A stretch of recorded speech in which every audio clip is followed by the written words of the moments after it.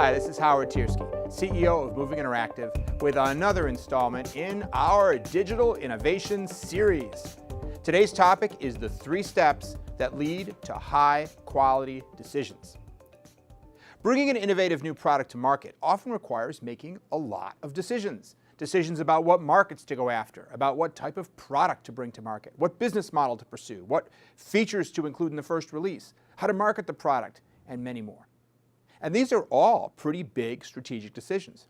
Strategic decisions are a very important part of innovating new products. So how do you make high-quality decisions? At Moving Interactive, we do a lot of work to support decision-making, from doing research to gather the facts needed for strategic decisions, to facilitating group involvement in decision processes that sometimes involve dozens or even scores of stakeholders. Having done this a lot, we've had the opportunity to see a lot of decisions made and the results. We've seen good decisions and we've seen bad decisions. Perhaps more important, we've seen decisions made well. Because even a good decision that's not made well can turn out, well, not well. Did you follow that? Not so well? Let's dive into the 3 steps that lead to high-quality decisions, and when we're done, we'll try that phrase again and see if it makes sense, okay?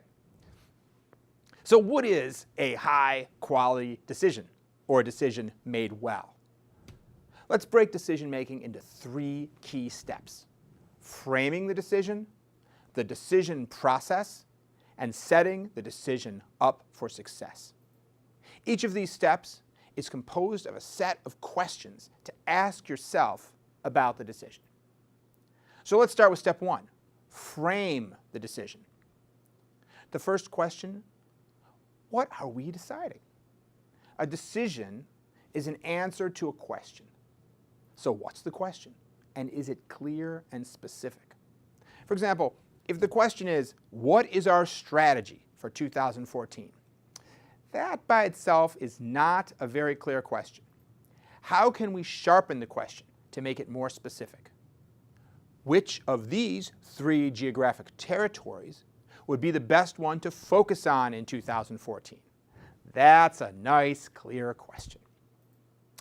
Sometimes a broader question, like what is our strategy, can be broken up into a collection of clear questions. Perhaps your strategy really means, what investments will we make? What products will we market? What new channels will we focus on? And what will our R&D team focus on? Okay, the second question in the first step, what are the success criteria? How will we know if the right decision has been made? And when will we know it? How will it be measured? Being clear on the metrics will help make sure you're really clear on the priorities and the outcome that matters. Also consider what else, other than making this decision correctly, will have to happen in order for that outcome to be achieved. For example, perhaps your distributors need to be on board with the decisions as well. How can we make sure those things happen as part of this decision? Third question, what other decisions is this decision dependent upon? Sometimes decisions are dependent on other decisions. Until we have decided which market we want to go after, it might be difficult to choose a marketing campaign, for example. So consider if there are other decisions that need to precede the one you're about to make. If they're not yet made, you may need to focus on those first. Question 4, how critical is the timing of this decision? Decision processes can be rapid or more thorough. When does this decision truly have to be made? What are the dependencies and critical path issues? And what is the consequence or cost of delay if you need more time to make a decision? And lastly, in this step, what is the consequence of making the right decision? How critical is precision? How permanent is this decision? Combining the answer to this question with the answer about the criticality of decision timing will allow you to determine how long really you can spend on research or consensus building before you must make your final decision. Okay, so that's step 1, framing the decision. Let's move to step 2, the decision process. 3 questions to ask as part of the actual decision process. First, have we identified all the options? Before making a decision, consider whether the breadth of possible options has really been proposed. Even if the answer seems obvious, it's good to make sure we've identified the field of choices.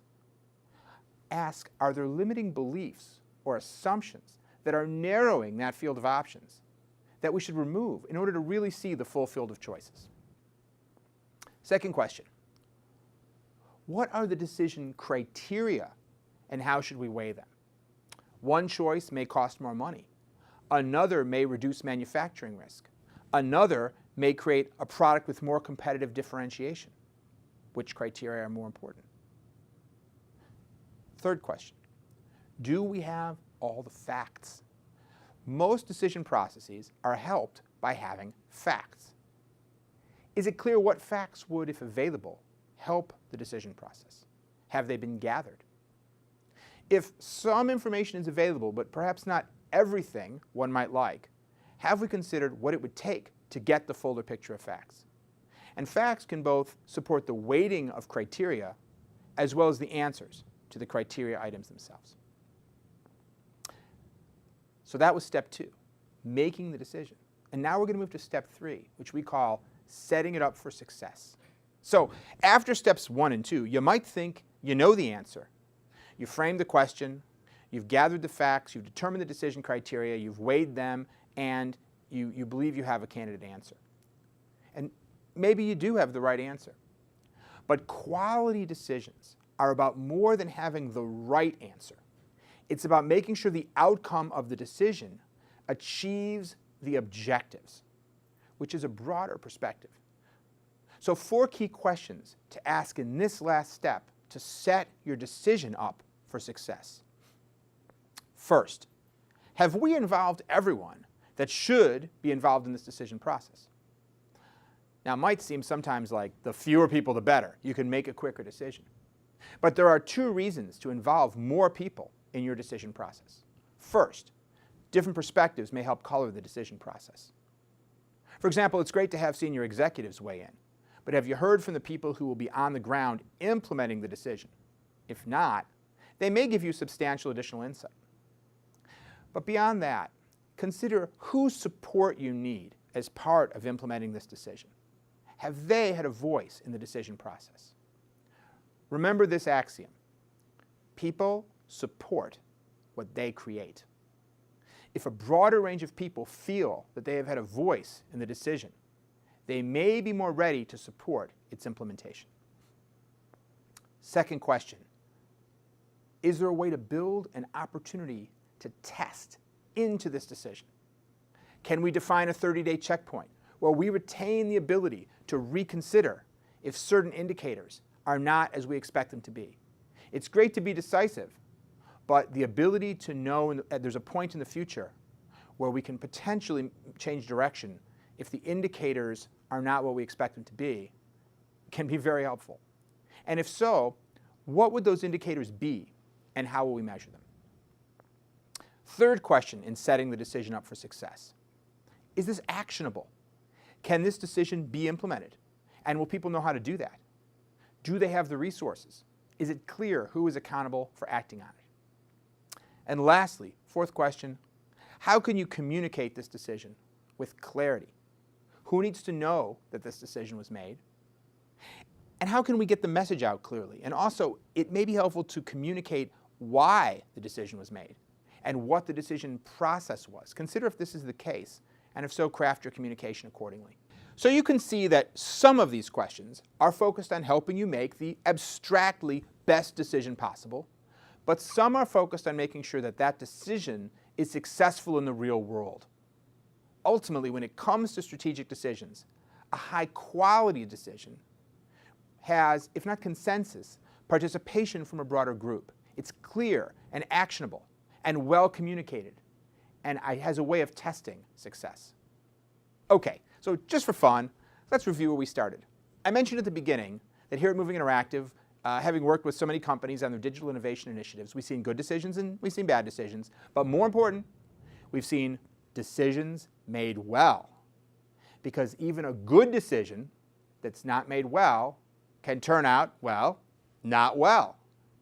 Does that make more sense now? Hopefully this has been useful. If we can be of help to you in your digital innovation efforts, here's a great decision.